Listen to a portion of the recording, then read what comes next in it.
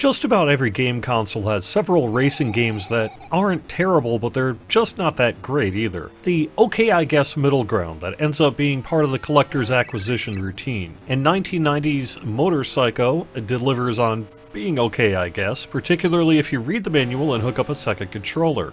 The Atari 7800 seems to have had quite a few copies of Pole Position 2 floating around it, as that's easily the most common card I run across. As such, I bet other racing games had some tough competition to beat for the average 7800 player, and Motorcycle sits at the cusp of the 90s before grunge became mainstream and extreme sports became popular. Making it a motorcycle game makes perfect sense as well. The reality is the game offers 4 fairly bland levels, and the game itself is fairly hard to play. The trick as it is to learn to navigate corners, and since you don't have a brake function, yes, you heard that right, there is no braking in Motorcycle, it's even in the instructions, you have to downshift to manage tighter corners. The other trick of the game is to learn that it utilizes 2 joysticks, one that controls movement, acceleration, and shifting, while a second controls your straighten and turn response times.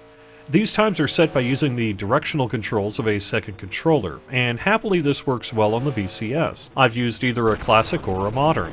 Setting, say, a faster straighten time has you more responsive around turns, while turn time determines how quickly you lean into and out of turns. I've never quite figured out the best setting for either, but they become fairly essential on the more difficult courses, and help you find racing settings that work best for you. You have 4 total courses, and the object is to survive all of the laps with enough time left to cross the finish line. Just like Pole Position and many other arcade racers of the era, each lap awards more time. There are also some obstacles to dodge, and there's a neat function where you can jump high off of cliffs. Overall, the game is solidly okay, but not great. It's also available for free on Antstream Arcade, although Antstream does not support a second controller that I could figure out. However, it's great to see these 7800 games get a spotlight, and I love the opening music and screen image.